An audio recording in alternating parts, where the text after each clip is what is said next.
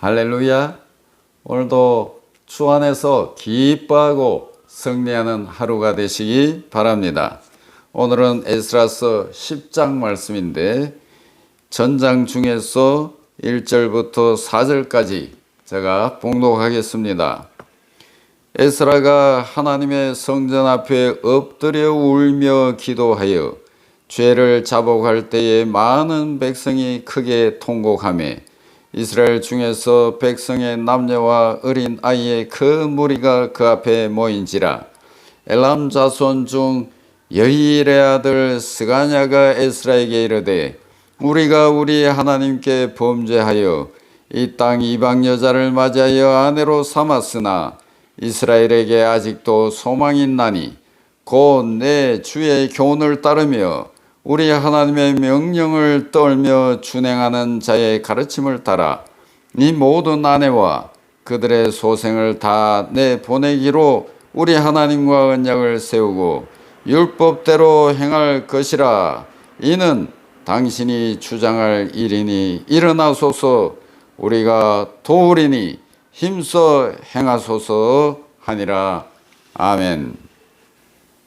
미리 말씀드릴 것은 다음 시작할 성경은 에스더서입니다. 충분히 준비해서 10월 1일부터 시작할 예정입니다. 계속 5분 선택 코너를 통해 하나님의 은혜를 나눌 수 있기 바랍니다. 이제 오늘 말씀을 보면 10장 1절, 에스라는 백성들의 죄의 실상을 듣고 그 누구를 탓하기에 앞서 백성들의 죄를 자신의 것으로 인식하고 하나님의 성전에 올라가 울면서 기도하였습니다. 자신들의 죄가 무엇인지 인식하지 못하고 있던 백성들은 하나님 앞에 엎드려 자신들의 죄를 대신해서 회개의 기도를 드리는 에스라의 모습을 보고 깊은 감동을 받았습니다. 그래서 저녁 제사 무렵에 경건한 많은 백성들이 하나님의 성전으로 몰려들어 에스라의 그 회개 기도에 자발적으로 참여하게 된 것입니다. 그리고 그들은 이방 여인과 통혼한 이스라엘의 공동체의 죄를 깨닫고 크게 울면서 함께 회개의 기도를 하였던 것입니다.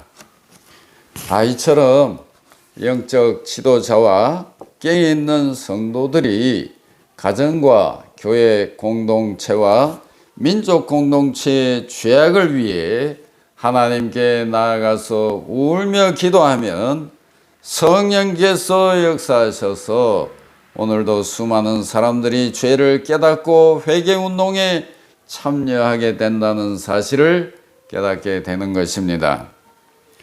10장 2절부터 4절의 내용을 보면은 에스라의 회개 기도에 감동을 받고 모여든 사람들 가운데 스가냐라는 사람이 있었습니다.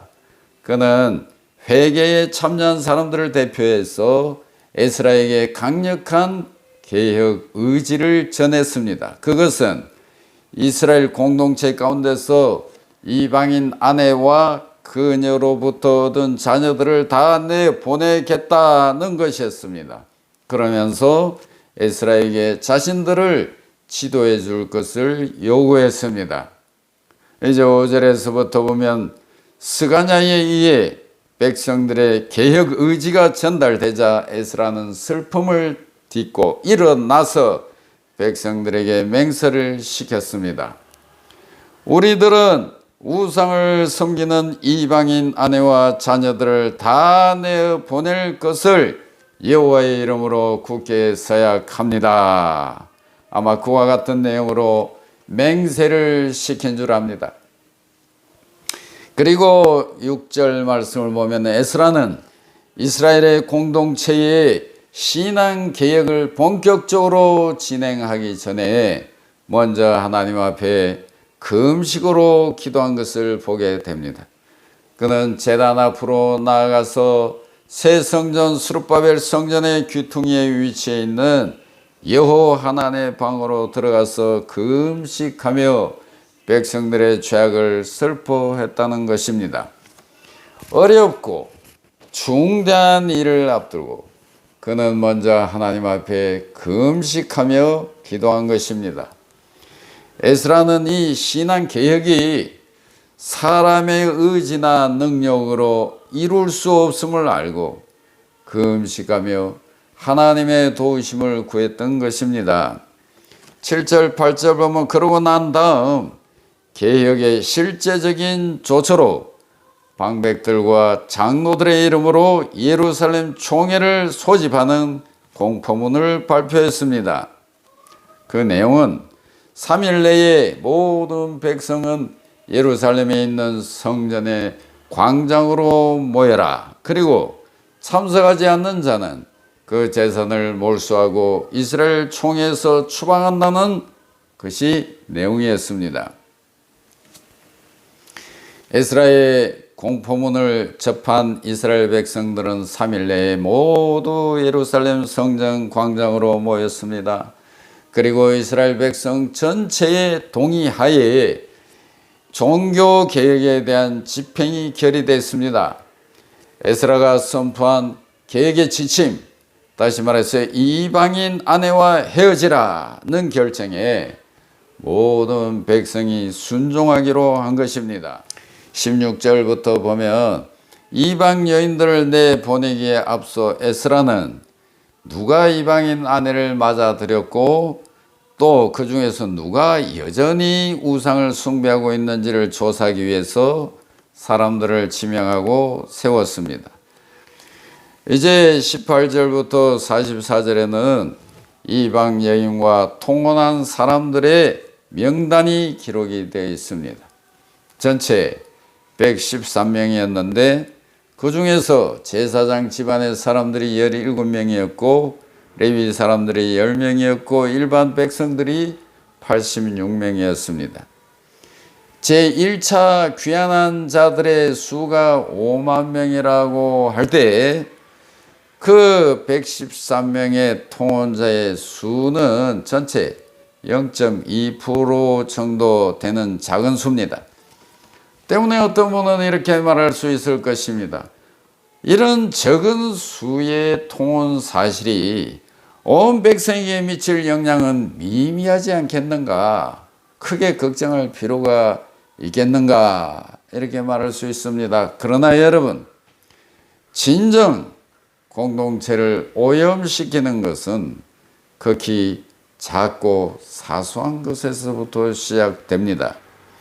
심지어 단 한 명일지라도 충분히 오염시킬 수 있고 적은 누룩이 떡 전체를 부풀게 한다는 사실을 생각할 때 이 작은 죄악의 모양까지라도 제거하는 것이 옳은 것입니다.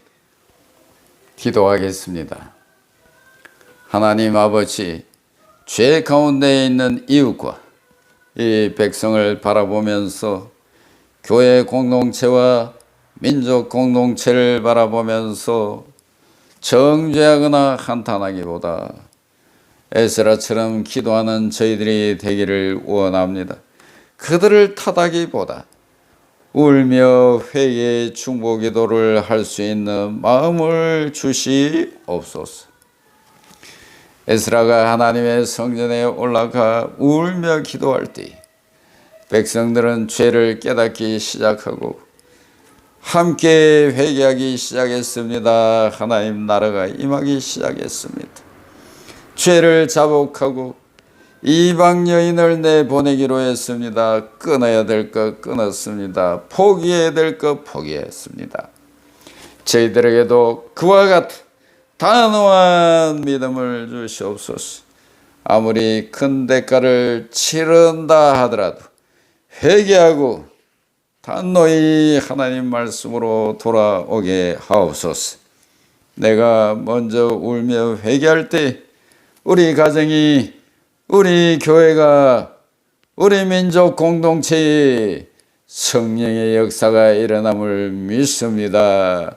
하나님 아버지, 에스라는 이스라엘의 공동체의 신앙계획을 시작하기 전에 하나님 앞에 금식하며 기도하였습니다. 이 어렵고 중대한 일은 사람의 의지나 능력으로는 이룰 수 없음을 알고 하나님의 도우심을 구했습니다. 저희들도 금식하며 기도할 수 있는 믿음을 주시옵소서. 예수님의 이름으로 기도하옵나이다. 아멘.